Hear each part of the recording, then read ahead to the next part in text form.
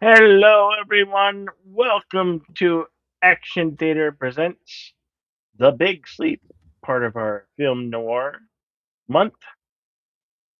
The Big Sleep was from 1946, and deleted scenes, the YouTube Ronin will read you the synopsis. All right. Good afternoon, everyone. The synopsis reads as follows.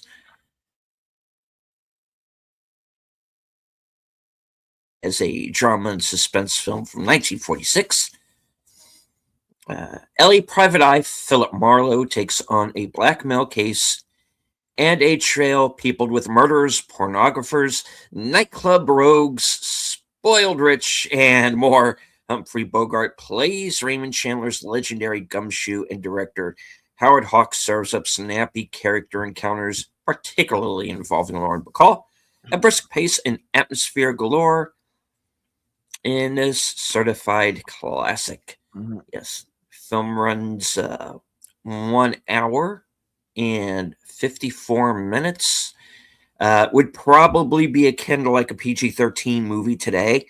Um, of course, Humphrey Bogart, Lauren Bacall, Martha Vickers, and Dorothy Malone. So yeah, classic of the genre. And Bill, have you seen The Big Sleep before? I have not. Okay, If I did it was probably just bits and pieces. Was that when I was a kid? okay. Well, you're in for a treat because this movie's a classic for a reason. So Yeah. I'm really looking forward to what you think of this one in particular. So, Right. all right, join us in the Cosme. We have in the chat, friend of the channel, Andrea Black. Resolute Germ is with us. All right, the Cosme link should be pinned to the top of the chat.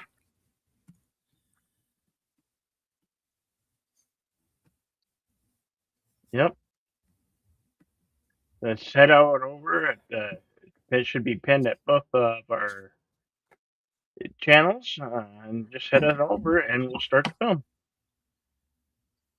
Right on. All right, here we go.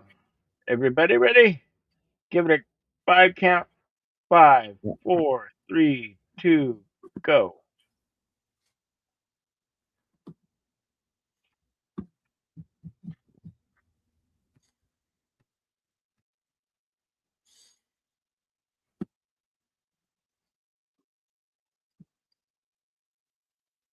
Warner Brothers Pictures.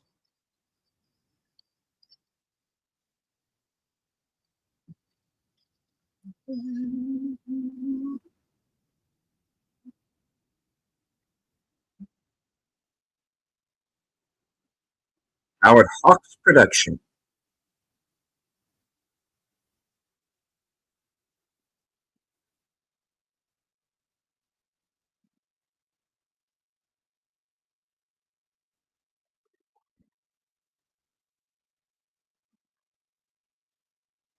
William Faulkner, Lee Brackett, Jules Firthman with the screenplay. And yes, that is the same Lee Brackett that would later go on to write The Empire Strikes Back.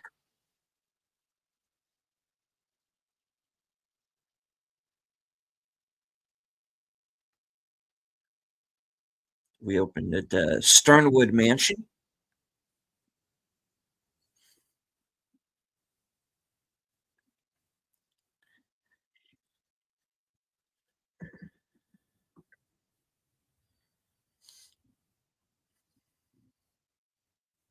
I notice that that's a mighty large door. Crescent in the entryway is two pillars with candle holders. Very vintage goth furnishings I'm noticing here.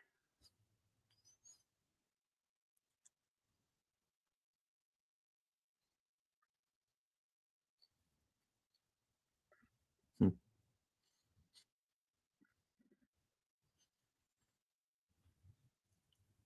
Martha Vickers as Carmen Sternwood. She was very young when she took on this role. I guess it would be about maybe 20.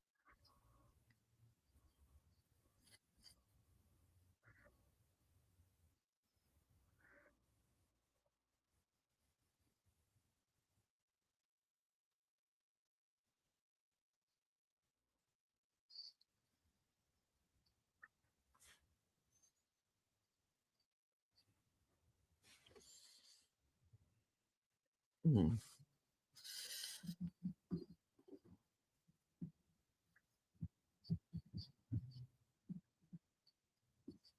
Hmm.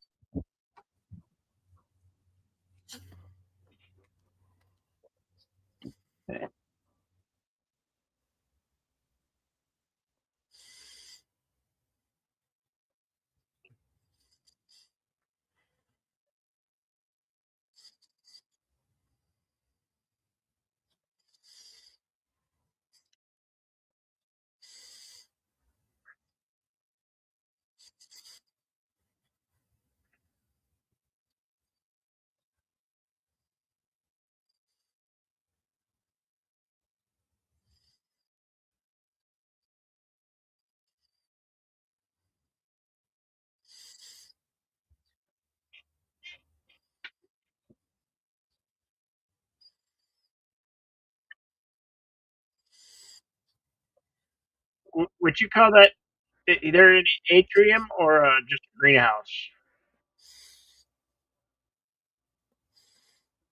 It's yeah, kind of a greenhouse. Yeah.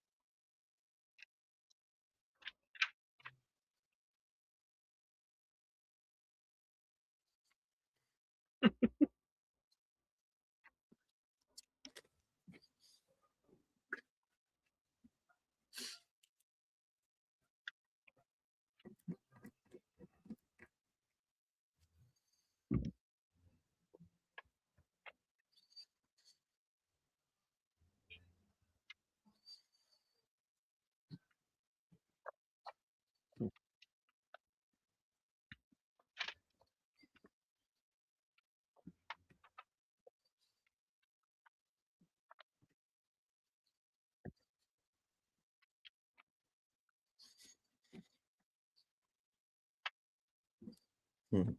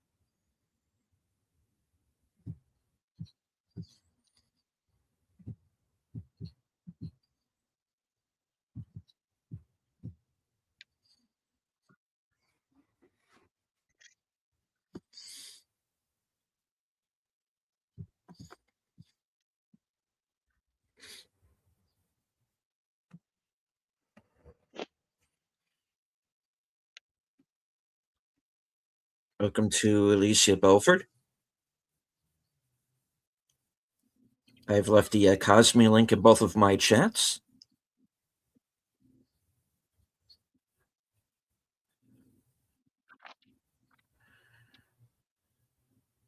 We're exactly 9 minutes in. Mhm. Hello to Gambit the First.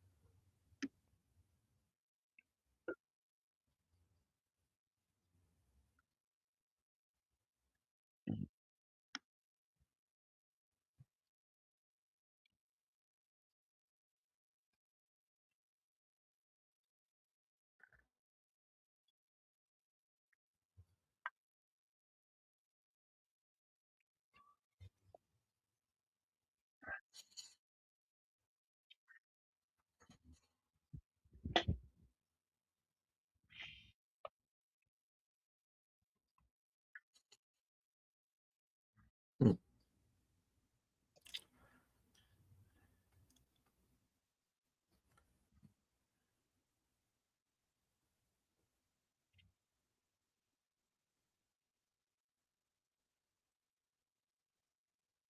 Mrs. Rutledge, good evening.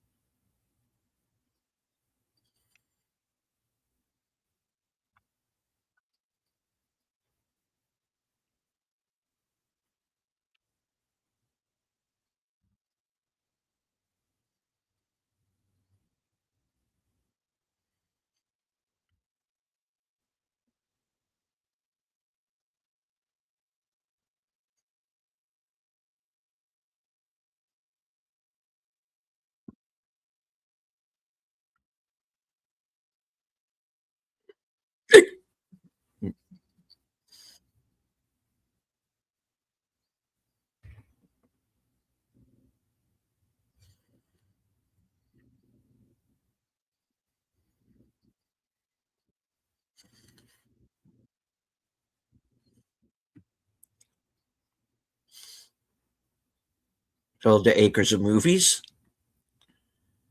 Welcome. Who would I cast in a remake? I wouldn't remake it. It's perfect just as it is.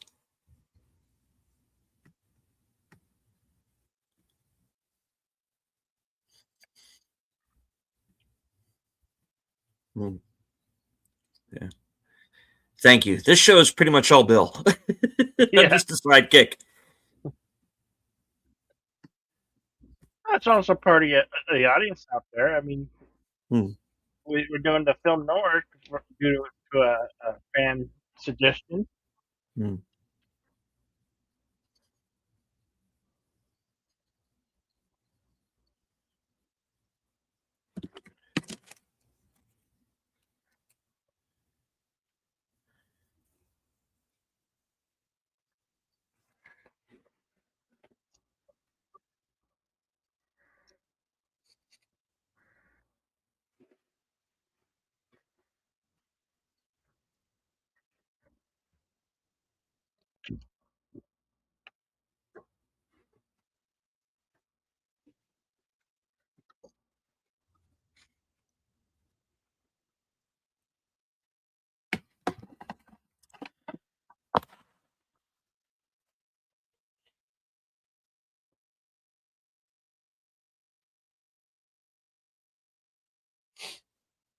Hello, Connie Clary. Hello, Connie. strong supporter of our both channels. Always good to see you.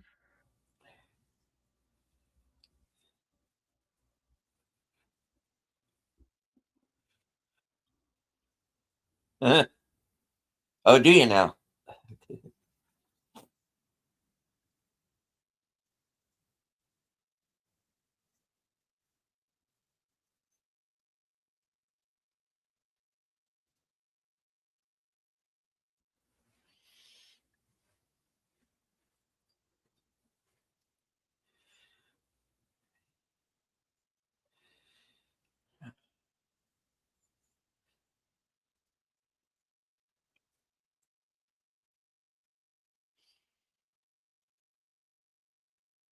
Okay.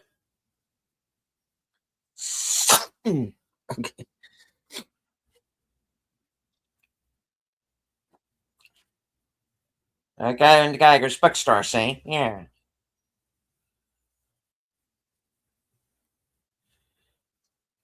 How's the front? I mean, bookstore. Okay.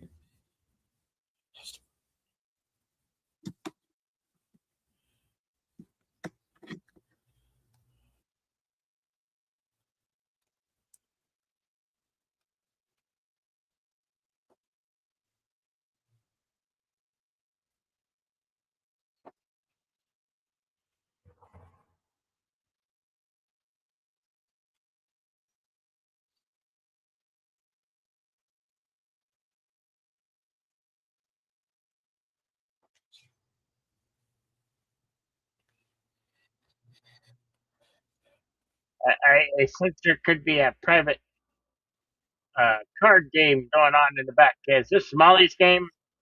Yeah,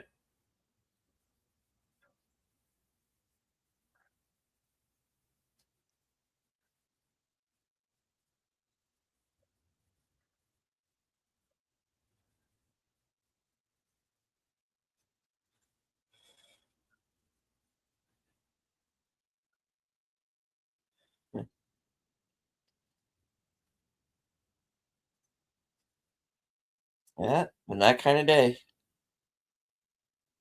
A game bookshop. Oh, Warner Brothers were there a game. Dorothy Malone.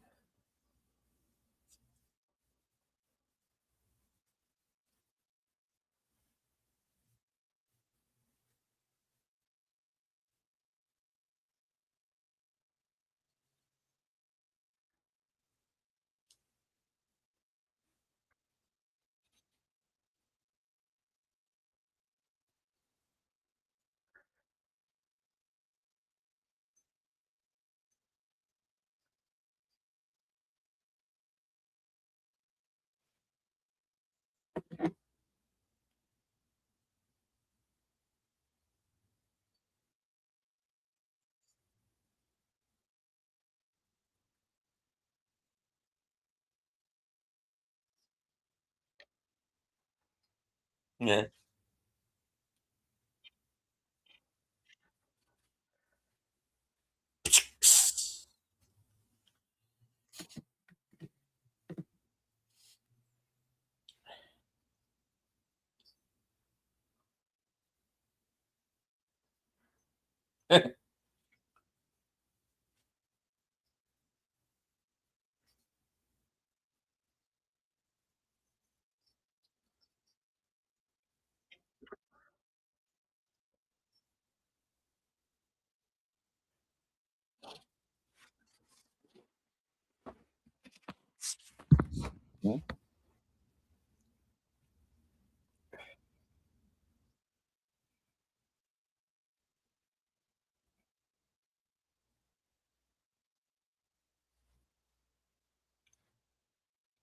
Yeah.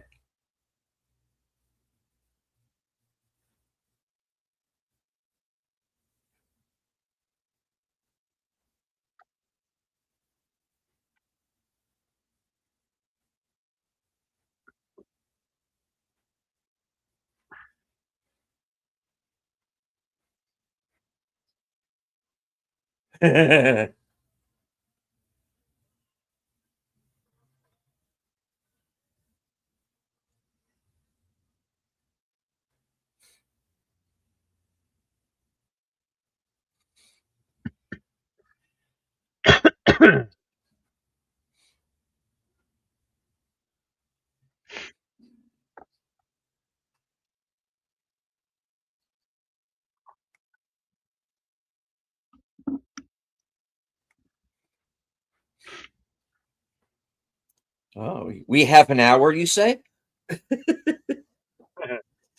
Yeah.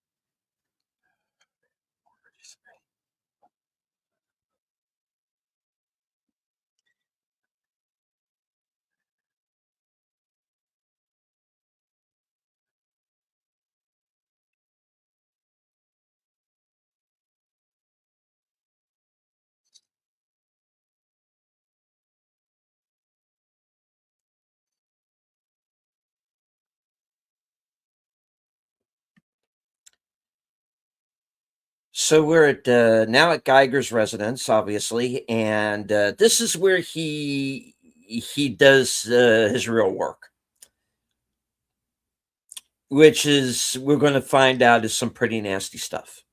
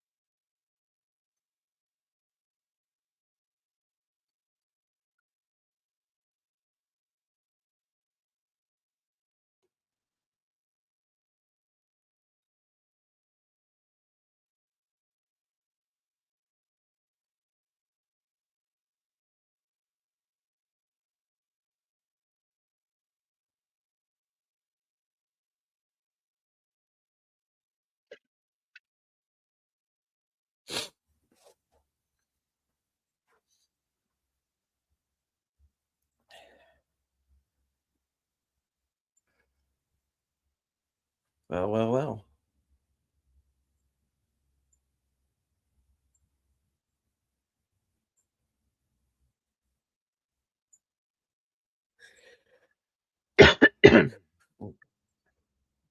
Whoops!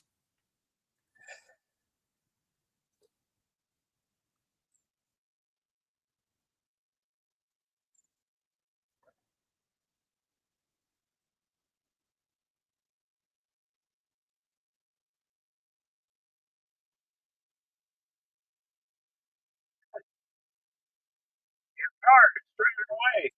Two cars fleeing the scene.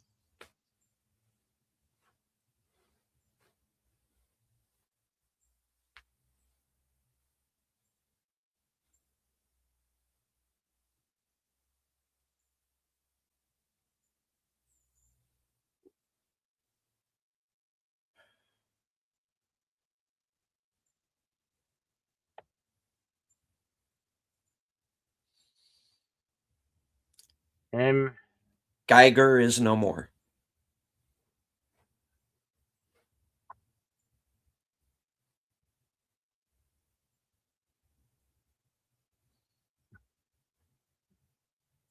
uh, the girl's in hysterics. Now she's high as a kite.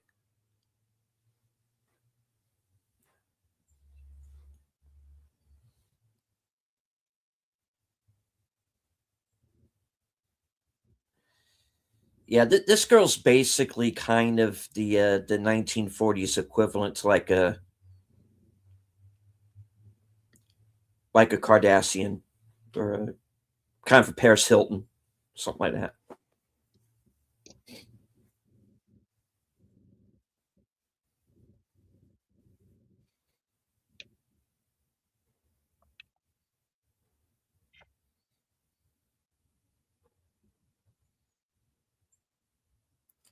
And the idea is they've got all these like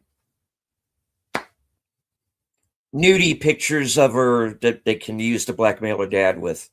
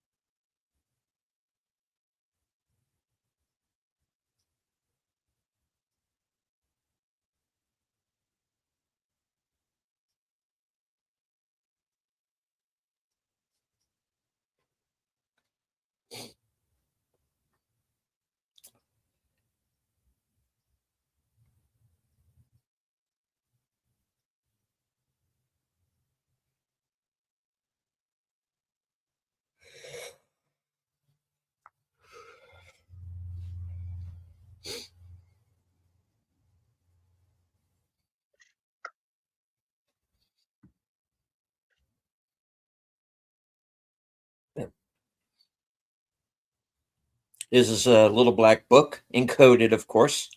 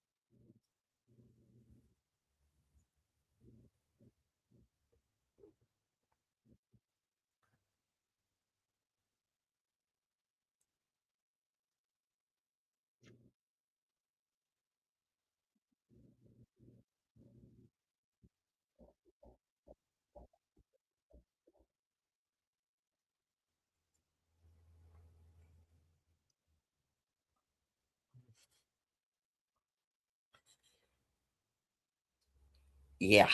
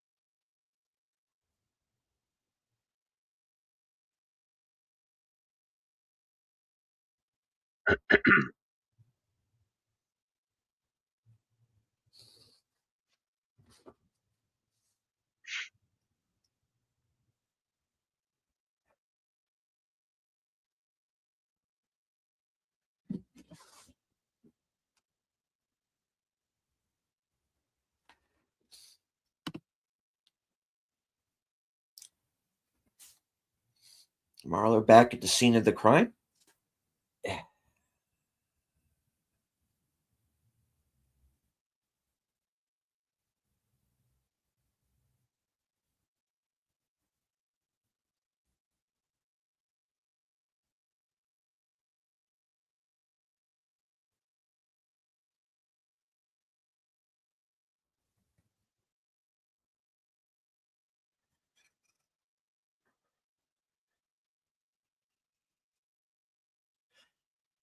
Anyway, I'm back at HQ.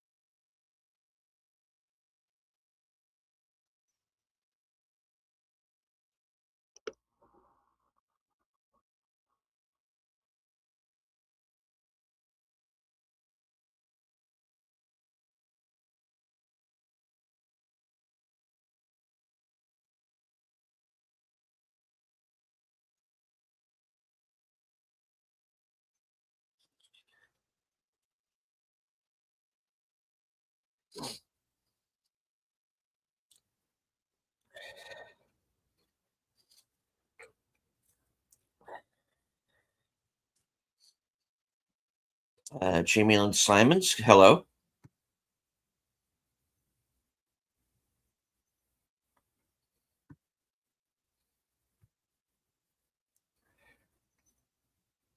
This is where things start to get a little complicated.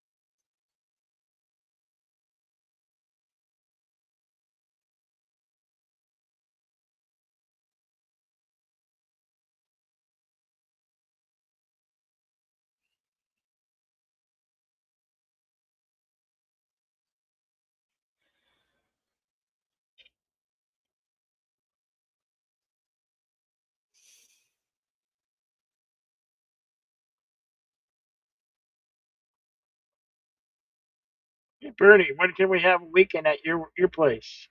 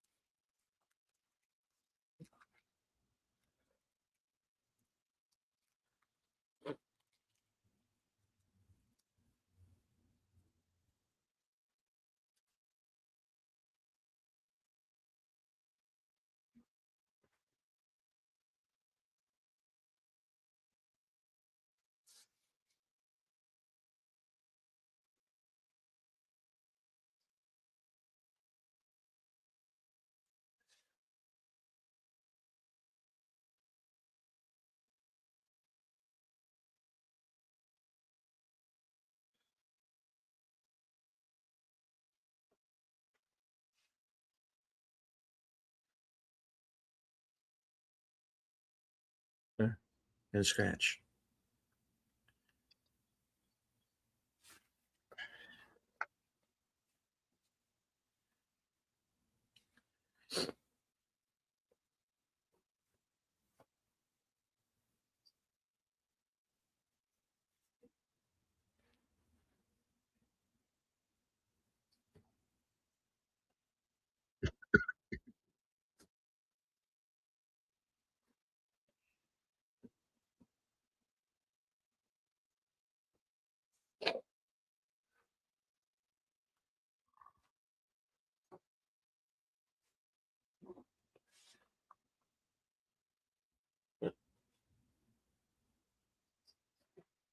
Don't be hasty.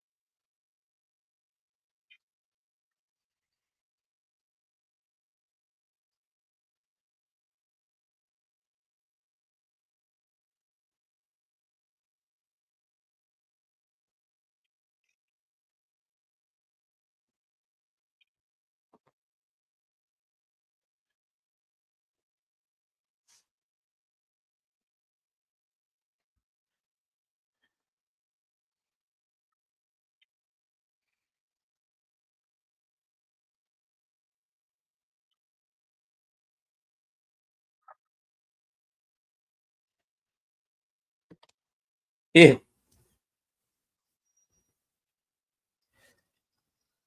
I would be.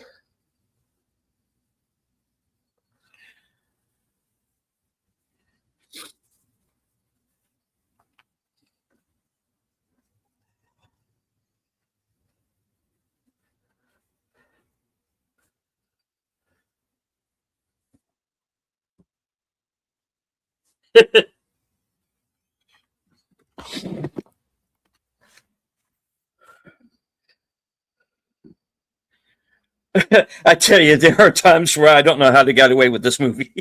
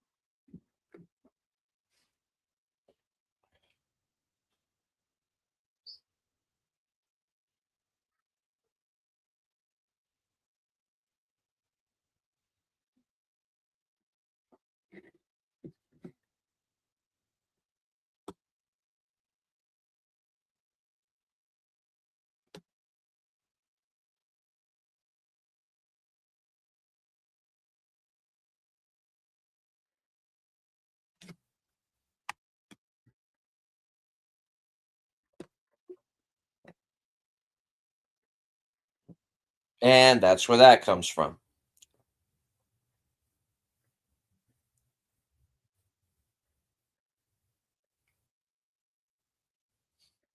Get it, Sydney and Pete?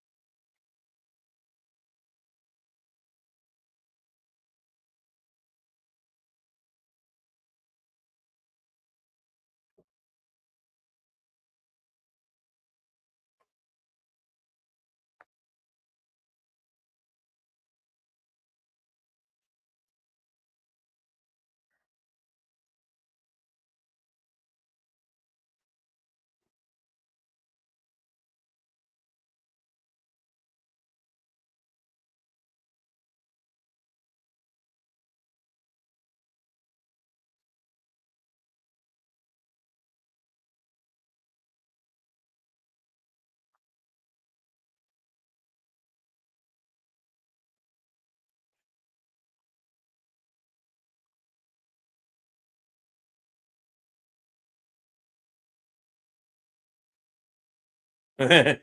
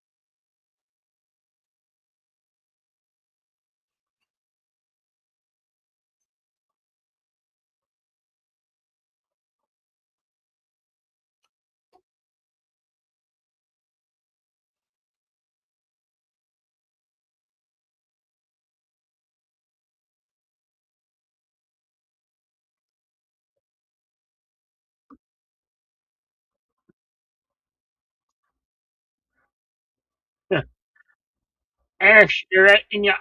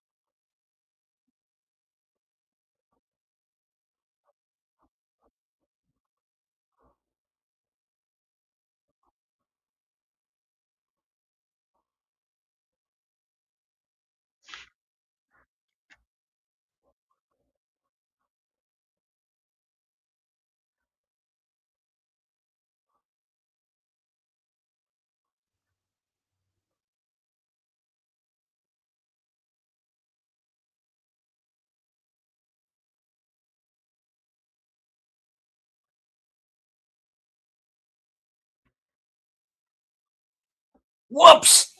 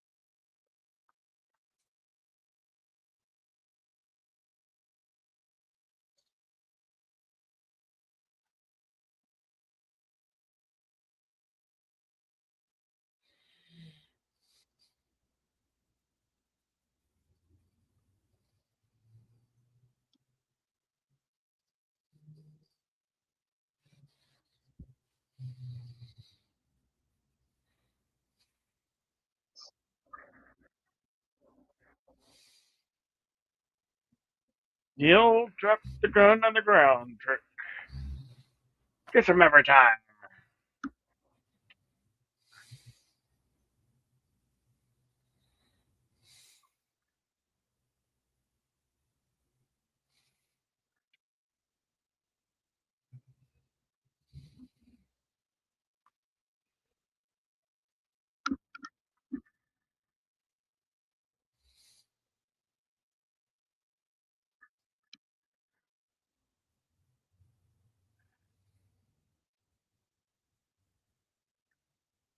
We're at 59:38.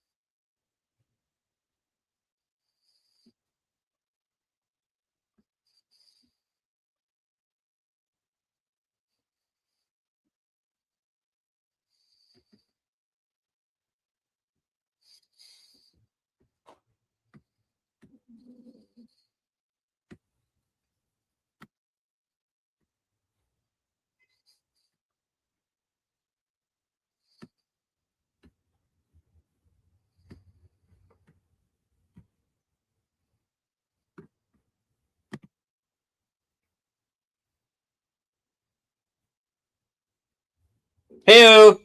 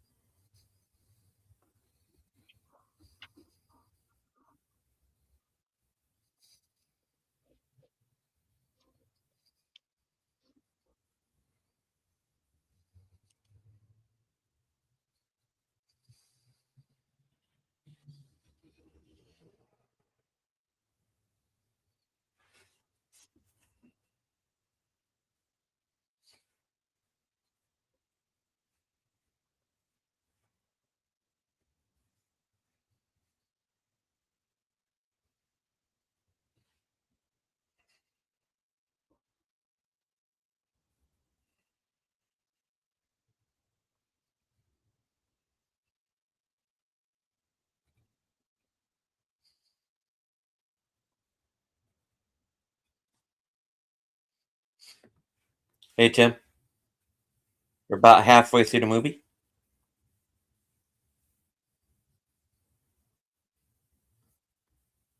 1 hour, 4 minutes.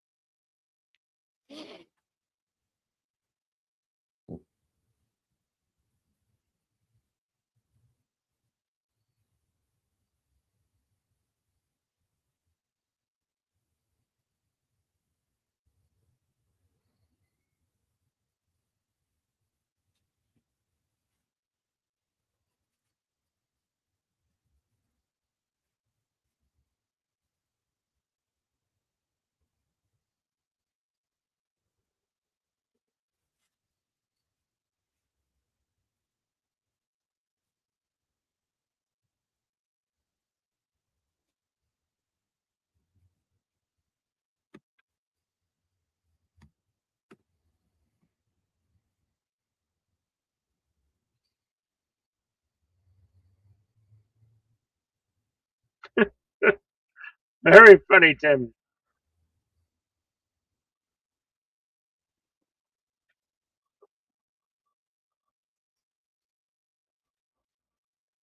Say,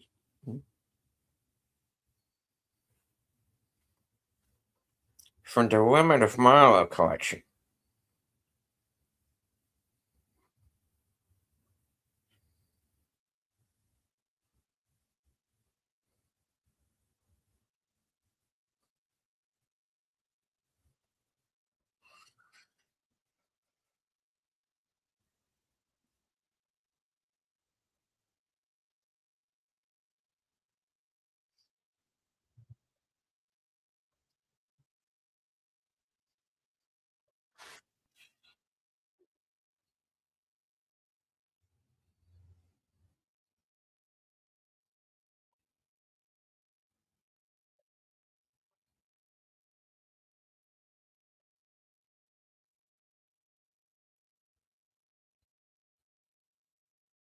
She's 3 miles of bad road.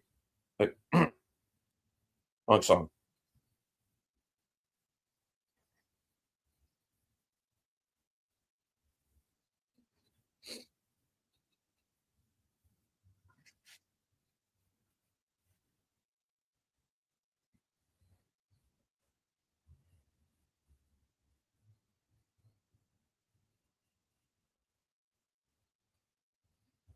Yes, what a lovely tune will drive us till the dawn. Coming up next will be the Lemon Sisters with I Can't Get No Satisfaction. I want to introduce you to the band. Each and every one of them is a badass mother effer in his own right. Thank you.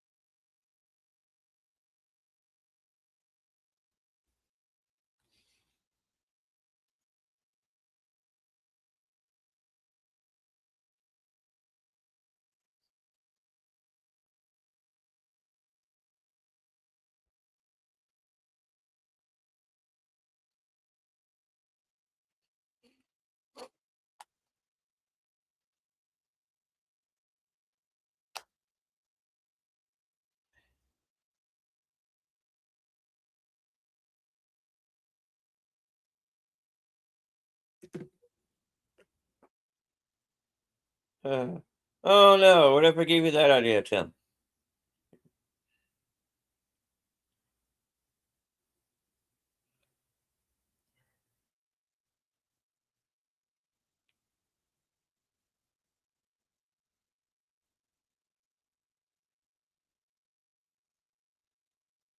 Wow, Yeah. that's nifty.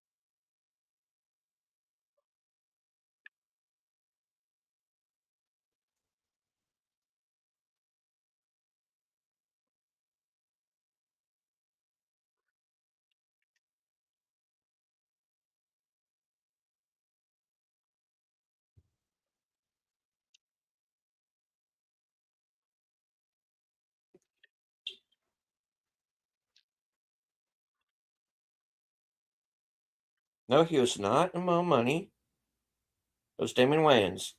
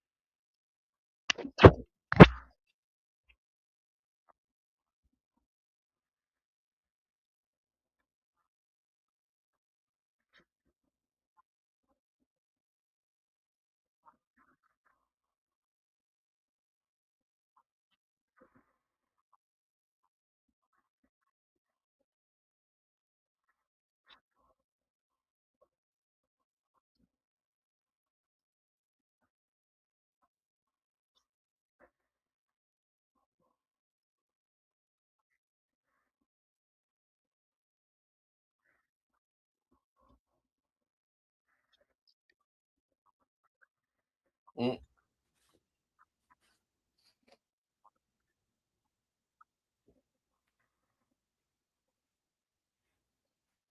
She bit him. Yeah, shut up.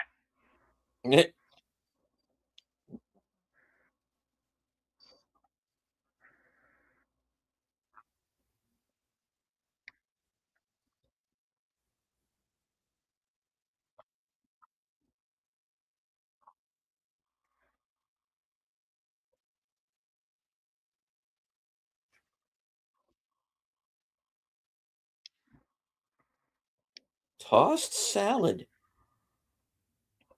I'll stop. Yeah, get your mind out of the gutter.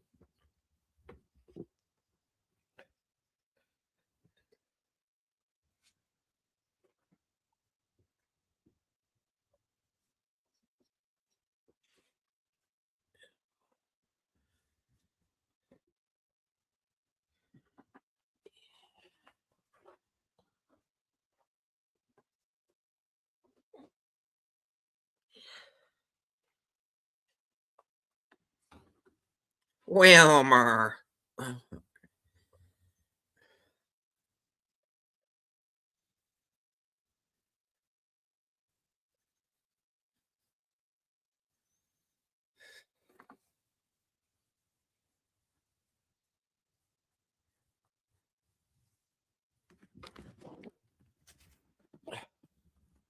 Samuel Cogley, attorney at law.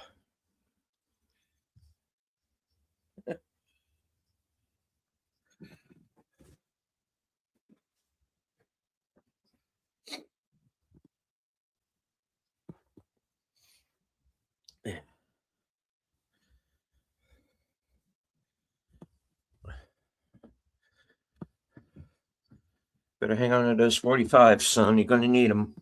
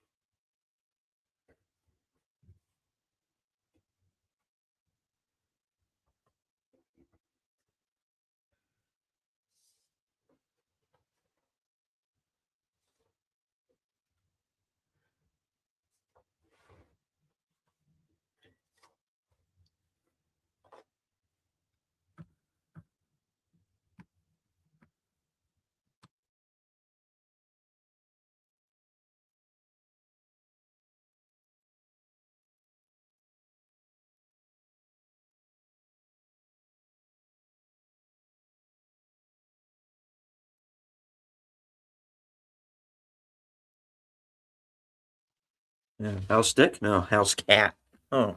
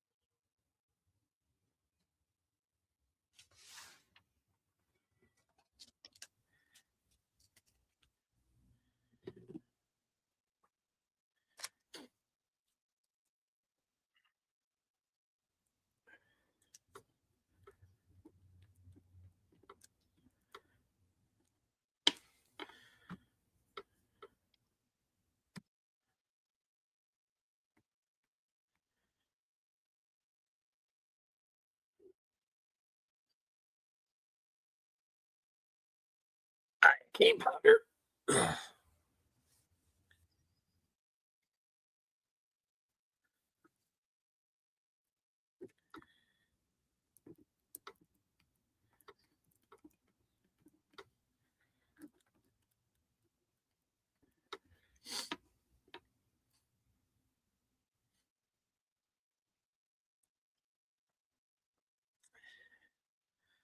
Yes, I'm afraid he is.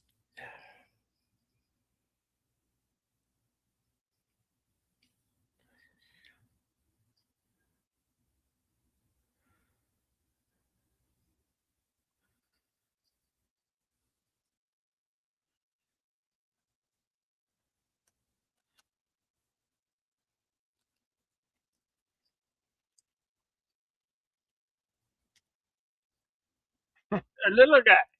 A little guy again. Okay, kind of funny looking. Oh, nothing fishy there. Oh, yeah, didn't give her up.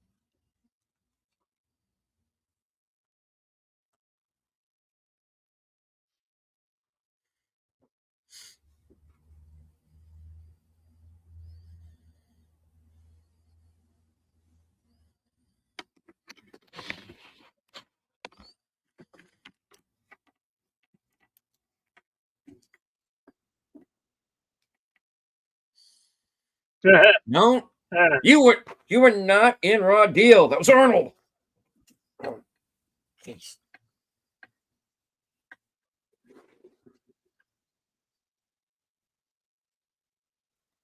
Ah, these kids today.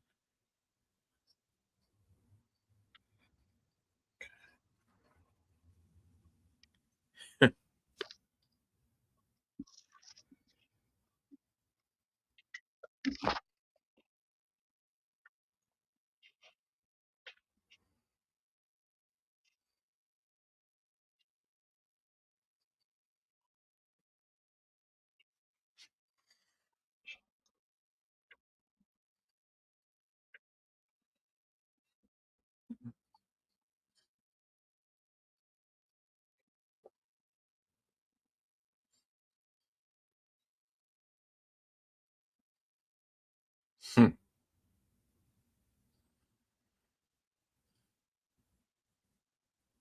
Well, cheaper than brass knuckles, I guess. Mrs. Mars, good evening.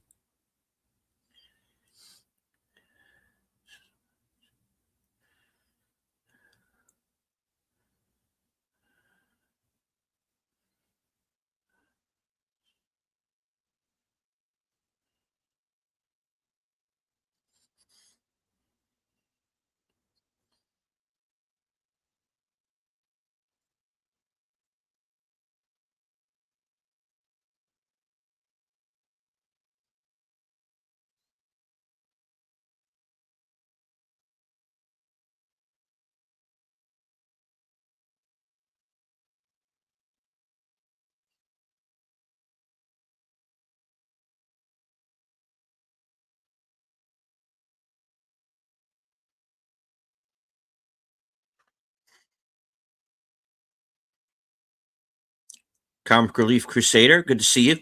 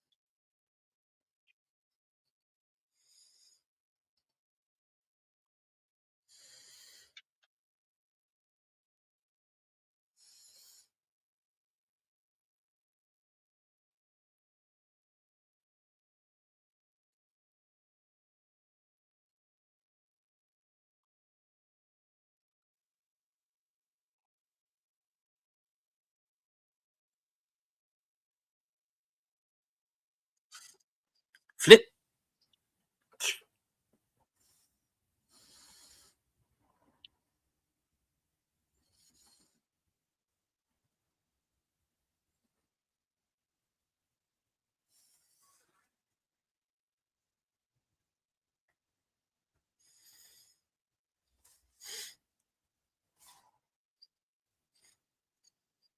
Thank you very much.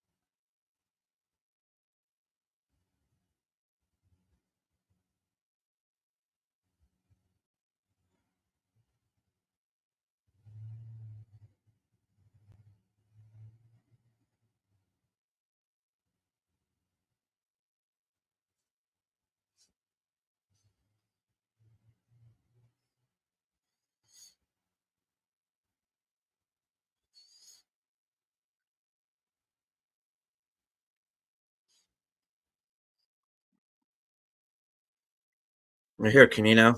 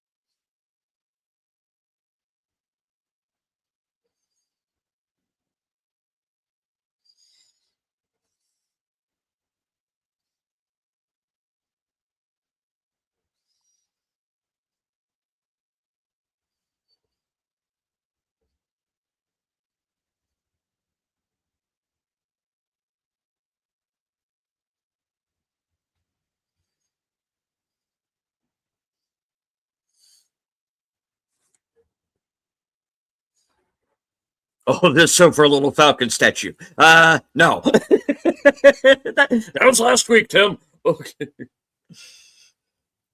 By the time this is over, you're gonna wish this was over a falcon statue.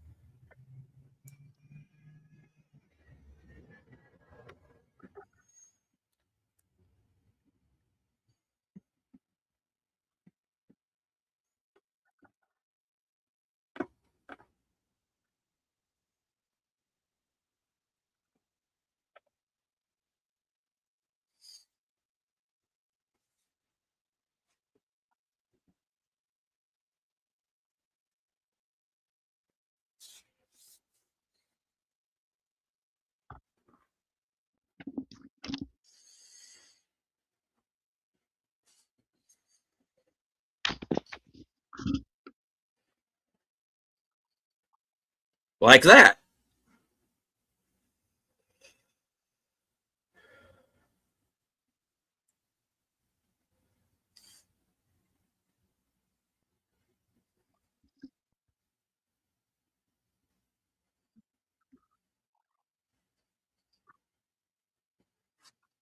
Really?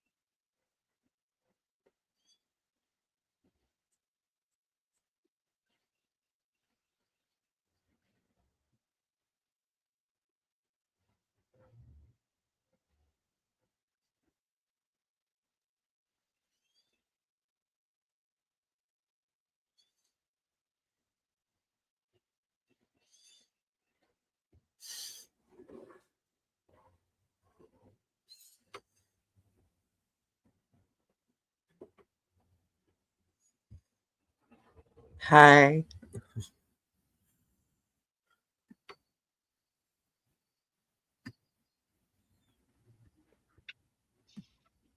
Seven violent deaths. A mad woman. Oh boy. Okay, All that's right. The Big Sleep, ladies and gentlemen. yeah. And who killed the chauffeur? Fuck the hell. Those people don't know anyway. All right. All right. If let me know. Was your first time watching it? What do you think of the movie? All right. Shall I insult the rolls? Yeah, you shall. All right. The Big Sleep was released August 31st, 1946. Estimated budget 250,000, going on to gross more than 53,000 around the world. Was added to the National Film Registry in 1997. And joined the Online Film and Television Association Hall of Fame in 2017.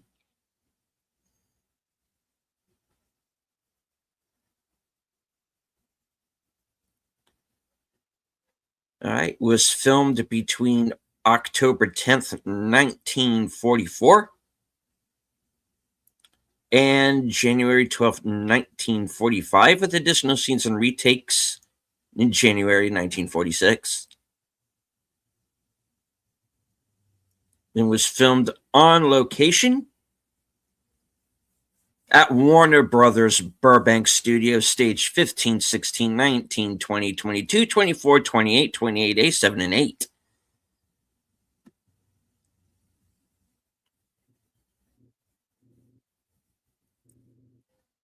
All right. On to the trivia. The scene where Humphrey Bogart and Lauren Bacall make suggestive talk about horses was added almost a year after filming was otherwise complete in an attempt to inject the film with the kind of risque innuendos that had made To Have and Have Not and Bacall so popular a few years before. Mars' henchmen are named Sidney and Pete, a tribute to Bogey's frequent co-stars Sidney Greenstreet and Peter Lorre. Warner Brothers studio chief Jack L. Warner gave Howard Hawks $50,000 to purchase rights to the source material. Hawks bought the rights for $5,000 and pocketed the rest. According to film historian John Chuska, the purchase price was actually $10,000. The film was completed January 12, 1945, and was shown to American servicemen overseas, but was not released in the United States at that time. At the end of World War II, Warner Brothers pushed back the release of this film in order of its completed war-themed films. Among these films was Confidential Agent, which also starred Lauren Bacall. After a performance in that film was panned by critics, Agent Charles K. Feldman convinced Jack L. Warner that another failure could ruin Bacall's career. In a letter dated November 16th, 1945, Feldman wrote Warner that if Bacall receives the same type of general reviews and criticisms on The Big Sleep, which she definitely will receive unless changes are made, you might lose one of your most important assets. Though the additional scenes will only cost in the neighborhood of probably 25 or 50,000, in my opinion, this should be done even if the cost should run to 250,000. Feldman advised Warner to, quote, give the girl at least 3 or 4 additional scenes with Humphrey Bogart of the insolent and provocative nature that she had to have and have not. Nina Falk tested for the role of Carmen. Due to Humphrey Bogart's affair with co-star Lauren Bacall, marital problems escalated during filming, and his drinking often resulted in his being unable to work. 3 months after the film was finished, Bacall and Bogart were married.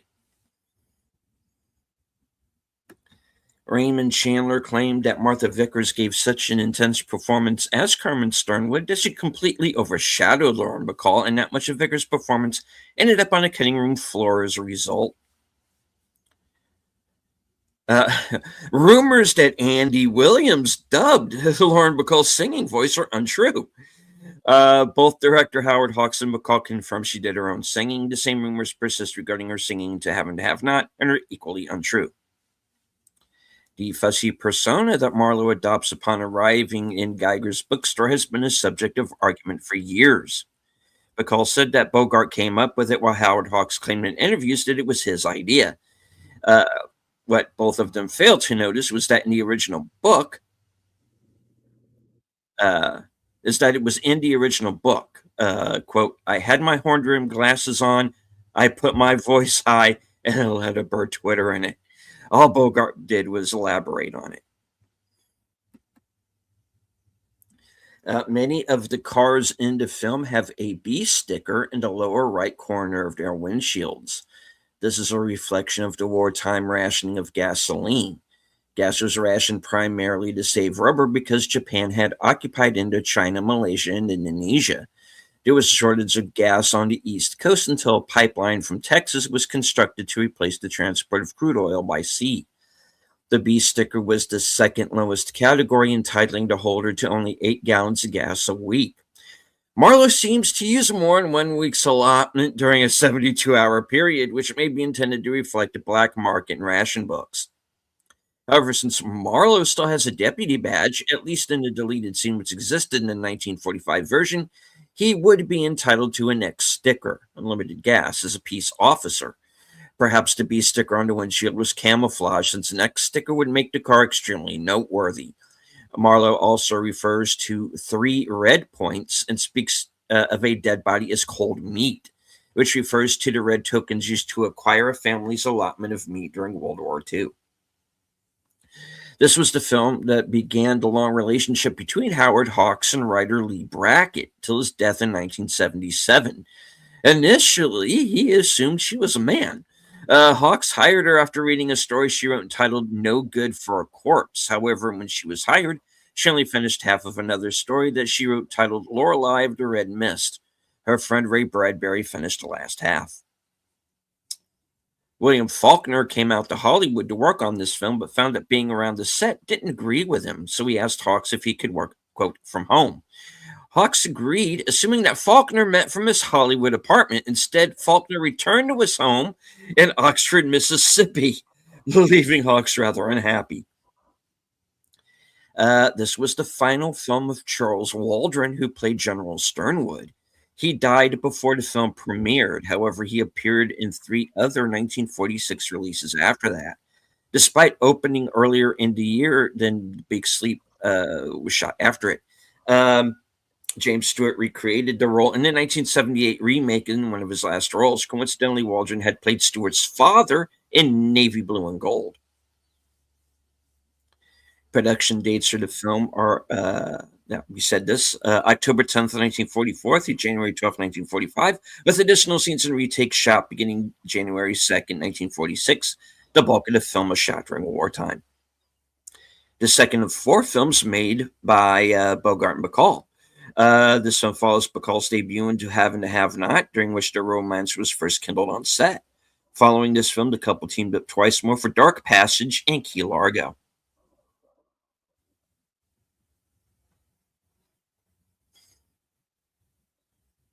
The car that Bogart uses in this film is the same one he used as Roy Earl in High Sierra, a 1938 Plymouth Deluxe.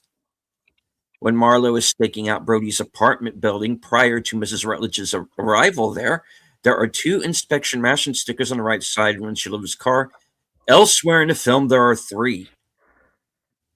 The entrance hall of the Sternwood Mansion, originally shot in 1944, was reused as the Baragon Mansion entryway in Mildred Pierce.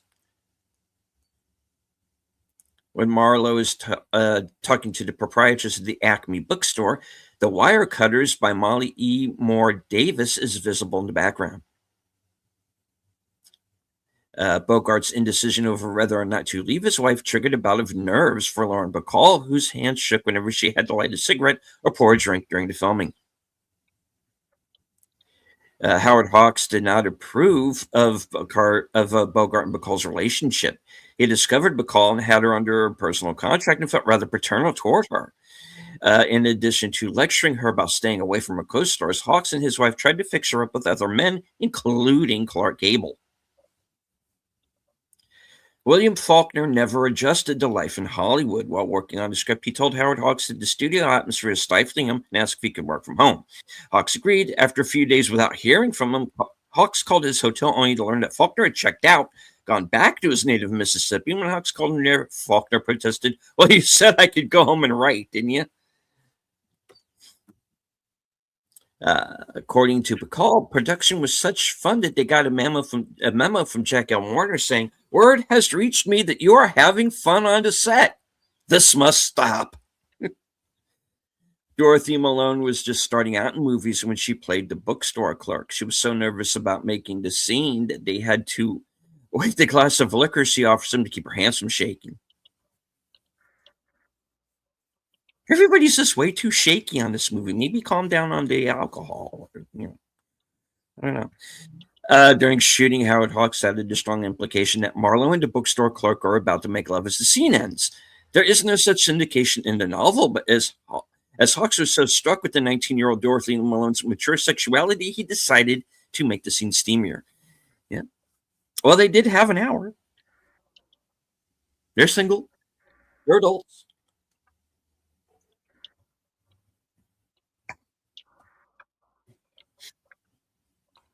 All right. In recutting the film, Howard Hawks removed the scene in which Marlowe explains the crimes. The film's success supported his growing conviction that audiences didn't care if a plot made sense as long as they had a good time. In the year that passed between finishing the first version and shooting the new scenes, Lauren Bacall and Humphrey Bogart had gotten married. This strained their relationship with Howard Hawks, who sold his personal contract for Bacall services to Warner Brothers. Hawks didn't even want to direct them in the new scenes unless they promised not to, quote, get mushy all the time. Hey, come on, back off, the newlyweds. Warner Brothers executives were so impressed with Lauren Bacall's work and the success of her previously released Have and Have Not that they renegotiated her contract, raising her salary from $350 a week to $1,000. By the time the film's projected completion date arrives, Howard Hawks had shot less than half the script. Although Bogart's marital problems had caused some delays, the main problem was Hawks' continual rewriting. While the studio closed for the Christmas holidays, Hawks and Jules Furthman shortened the script so that he could finish the film more quickly and economically, cutting whole scenes to free up sets. He finally finished the film 34 days behind schedule because they had kept secondary sets as inexpensive as possible. However, he was only $15,000 over budget. Although Lauren Bacall shot another film, Confidential Agent, after this one, Warner's decided to release it first, arguing that the later film was more topical and needed to come out during the final days of World War II. They also felt it showcased Bacall more effectively. The film turned out to be a disaster, however. At the urging of her agent Charles Feldman, Hawks in his studio built up her part in The Big Sleep and reshot a scene which she wore an unflattering veil. The original version was only shown to U.S. soldiers stationed overseas. Philip Epstein, co-author of Casablanca, helped Howard Hawks write the new scenes. His goal is to create a more sexual chemistry between the stars. Playing on the insolence Lauren Bacall shown to Have and Have Not, his work included the famous horse racing scene filled with double entendre that sailed right by the industry censors, enforcing the production code. In later years, Hawks would claim to have written it because the retakes are forcing him to miss the races at Santa Anita. Yeah, right. No, that's not what they're talking about, bruv. Very clearly. Okay.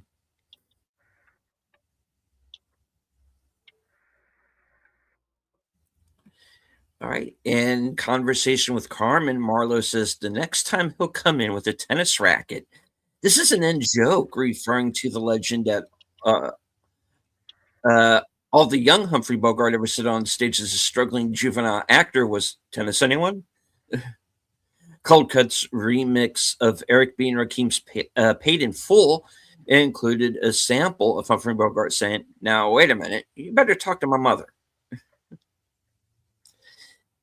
On the first day of shooting, Bogart allegedly had 5 or 6 drinks at lunch, which infuriated Howard Hawks, who berated Bogart for his unprofessionalism.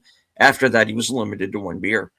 Film editor Christian Nyby later directed the sci-fi classic The Thing from Another World, which used Howard Hawks' favorite stylistic trademark, overlapping dialogue. Max Steiner's soundtrack was later recycled into Warner Brothers' low-budget television productions in the 1950s, most notably Maverick. Included among the 1001 movies you must see before you die, edited by Steven Snyder. Bob Steele, who played Canino, was well known as a heavy in westerns and got a chance to play in something current. Sonia Darren, who plays Agnes, is unbilled even though she has a key part. In 2016, in an interview for the New York Post, she explained that the studio head, Jack Al Warner, had gotten into an argument with her agent. The agent and his clients were subsequently banned from the lot. Warner couldn't cut Sonia's scenes and retaliated by denying her an on-screen credit. Philip Marlowe's habit of feeling his earlobe while deep in thought was something Humphrey Bogart incorporated from his own behavior. Reshooting scenes a year later meant having to recast one role. Eddie Marr's wife, Mona, originally played by Pat Clark, the role was reshot with Peggy Knudsen. Bogart had to wear platform shoes to appear taller than his two leading ladies. That may be the reason why both women taunt him about his lack of height.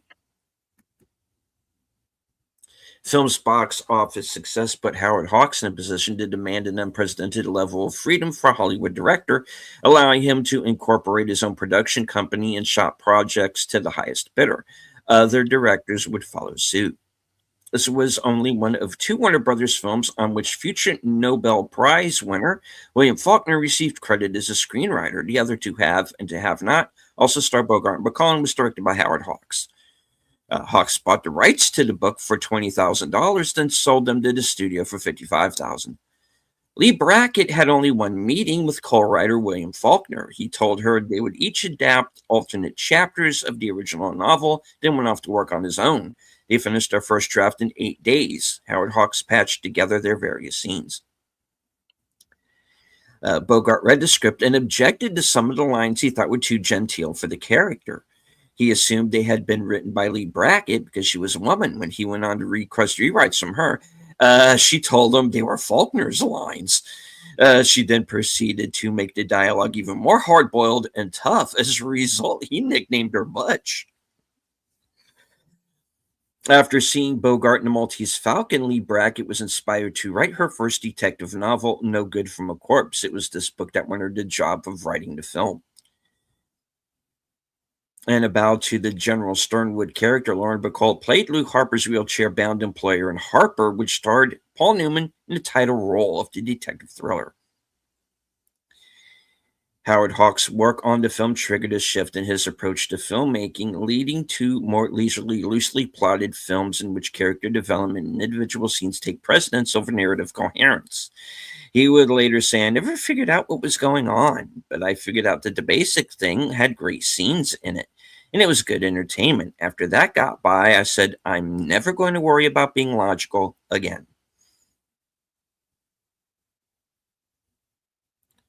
Many critics thought the plot was still too complicated. Whether it was wish fulfillment or his own desire to increase the film's sexual tension, Howard Hawks decided that every woman in the film would find Marlowe irresistible and try to seduce him. Yeah, this was a rough movie for him. All the way he was drinking. He should have had a good time. While casting the film, Howard Hawks was impressed by a glamorous photo of model turned actress Martha Vickers. He had started acting in horror films at Universal. So he had Warner Brothers buy up her contract and then taught her how to exploit her sexuality to the maximum as the nymphomaniacal Carmen. The film is included on Roger Ebert's Great Movies list. The bookstore across from Arthur Geiger's bookshop, in which Marlowe visits and for its proprietress, is called Acme Bookshop. At the time, it was a fairly popular term, which means the best. It was a popular generic name for fictional businesses in both film and, of course, Warner Brothers Looney Tunes cartoons. The latter is arguably the most famous in the Roadrunner, the business often run by his nemesis Wile E. Coyote. All kinds of real as well as impossible weapons, tools, and devices. It's also a popular generic name for any fictional company. The Acme Bookshop proprietress describes Arthur Geiger as having a Charlie Chan like mustache. Just like Marlowe, Charlie Chan is a popular fictional detective created by Earl Dare Biggers. Biggers loosely based Chan on Honolulu detective Chang Apana and conceived benevolent and heroic Chan as an alternative to Yellow Peril stereotypes and villains like Fu Manchu, who are all the rage at the time, but who also represented the predominant way Asians are depicted on film. Chan is detective for the Honolulu police, though many of the stories feature Chan traveling the world as he investigates mysteries and solves crimes. Countless movies and TV serials have been filmed based on Chan's adventures, especially during the first half of the 20th century. In recent decades, the character, although considered progressive at the time it was created, has been deemed as borderline offensive to Asians, so his popularity dwindled, unlike that of some other private detectives from his era. However, at the time this film was made, Chan would have been as popular as Sherlock Holmes. Marlowe asked about an 1860 edition of Ben-Hur at Geiger's Rare Bookstore. Lew Wallace did not get it published until 1880. Included among the American Film Institute's 1998 list of the 400 movies nominated for the top 100 greatest movies.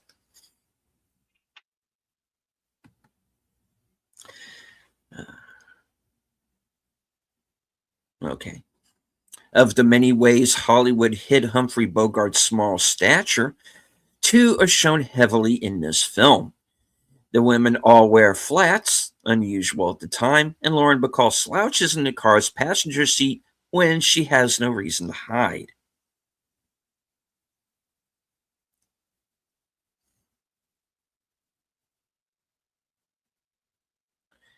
Uh, the movie stars two Oscar winners, Humphrey Bogart and Dorothy Malone, and one Oscar nominee, Lauren Bacall.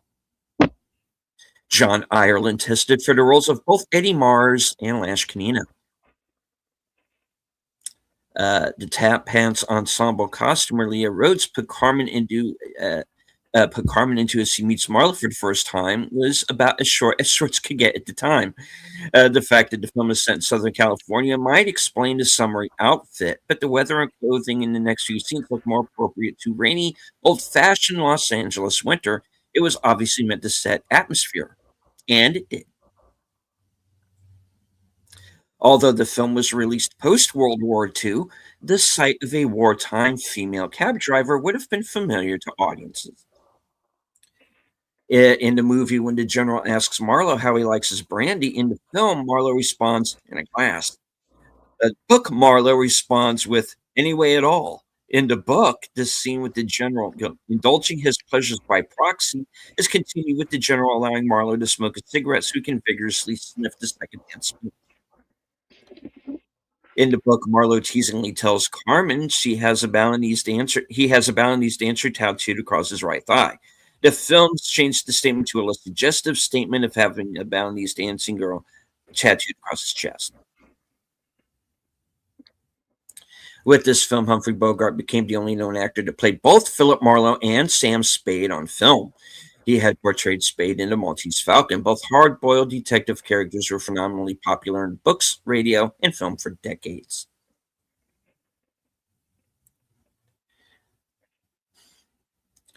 Director Howard Hawks found the plot so convoluted that he couldn't work out if Owen Taylor had been murdered or if he self-deleted.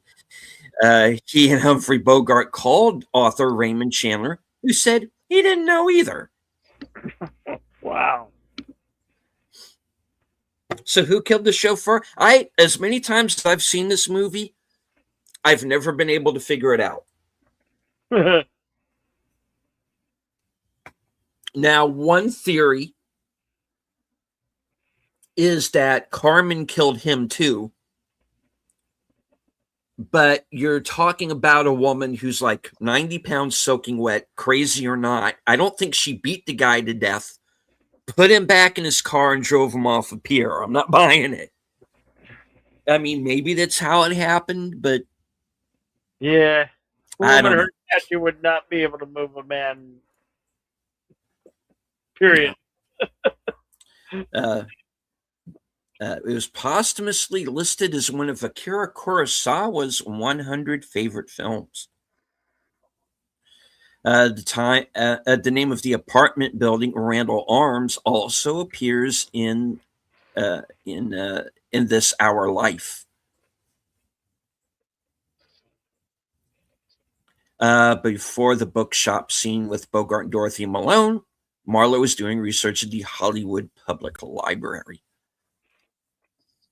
Carol Douglas was said to have played the librarian behind the counter who has a brief conversation with Marlowe. Closer look, the librarian looks very much like Dorothy Malone. See, it was about to come. Um, Carol Douglas's only true credit was The Big Sleep, which gave credence to the conservative dressed hairpin back schoolmarm librarian was Malone. Uh, okay.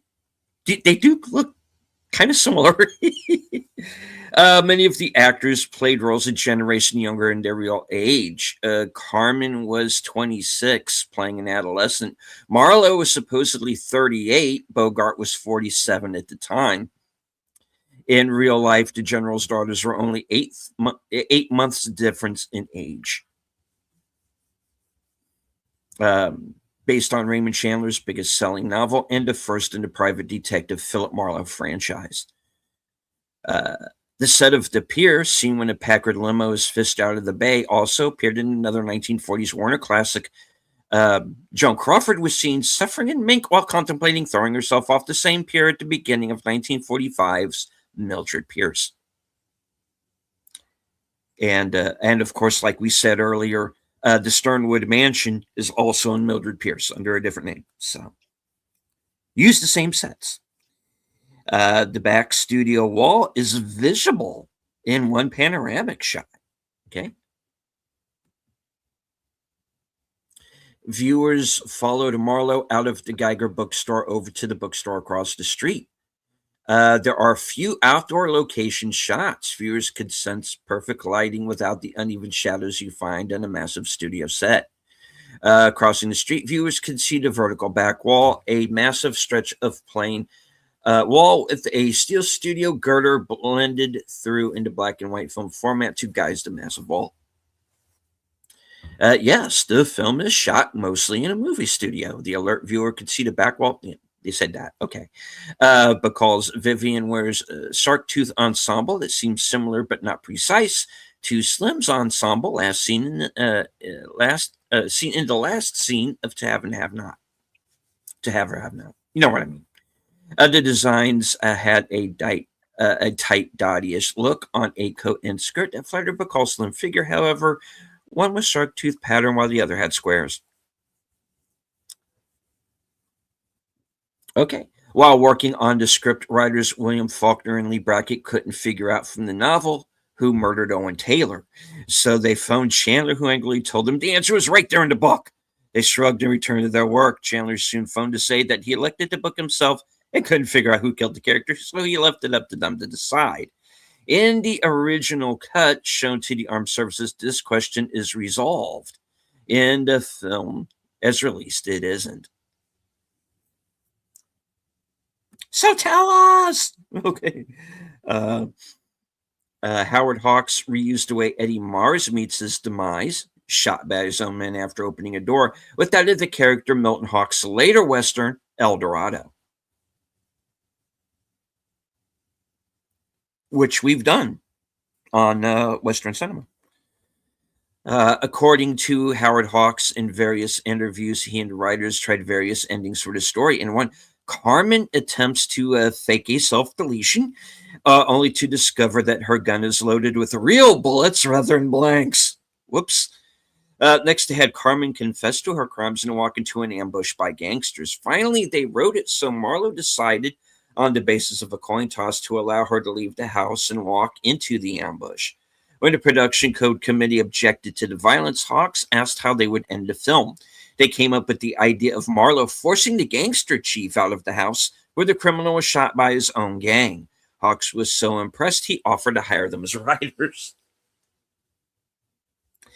In Chandler's book, Carmen is an nymphomaniac who shot Sean Regan and dumped his body down an oil well.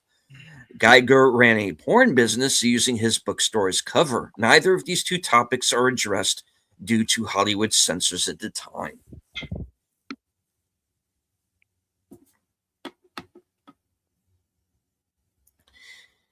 Okay. In one major departure from the novel, Howard Hawks decided not to have Lauren Bacall turn out to be an accomplice to the murder and omitted the murder victim from the story as well. That allowed her to enjoy a final clinch with Humphrey Bogart, at the same time capitalizing on the couple's success together from their previous film and their romantic relationship off screen. All right. Michael Jackson used a chase scene in his last concert film, This Is It, from around 56 minutes into the film, where Marlowe chases a guy down a stairway. The kid is replaced by Jackson while Humphrey Bogart is still present.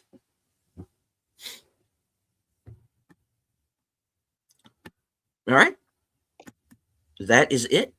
The scrolls are closed. The scrolls are closed. All right, cool.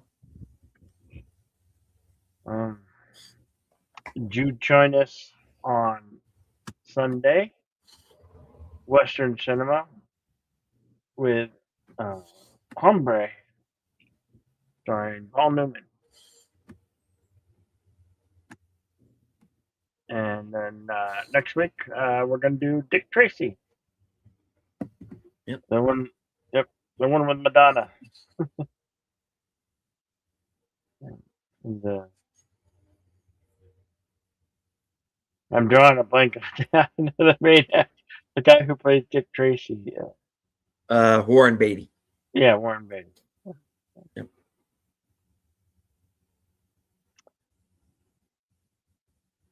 As always, be excellent to each other, party on, and we'll see you on the next one. Right on. All right. And I would like to thank everybody who joined us today. Hope that you enjoyed the film. This was the one I picked out. When Bill said he wanted to do a noir month, this is the first one that kind of came to my mind. So I hope that everybody enjoyed it. I do want to thank everybody who joined us in the live chat, both on all on YouTube, on StreamYard, and on Cosme. We had over 100 people watching at one point. So thank you to everybody who joined us, even if it was only for a few minutes, or anybody who might have been lurking in the background, which is perfectly fine. You don't have to engage with the chat. Just as long as you enjoyed the show, hit the like, share out the stream.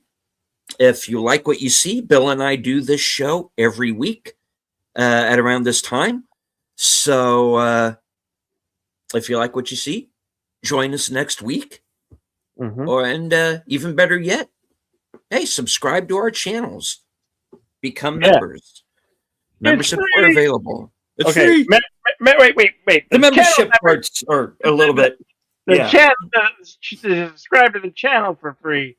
But if you want to join the channel membership, those cost a little. Not much, but a little. Not much, no. All right. So, as I say at the end of every broadcast from HQ, all points north, south, east, west, and beyond, including our second home office in Arizona. Good night. Take care. Stay strong. Be safe and healthy. Please let us know in the comments if you know who killed the chauffeur. Because this is how we win.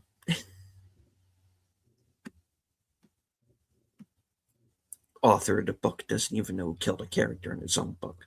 My God.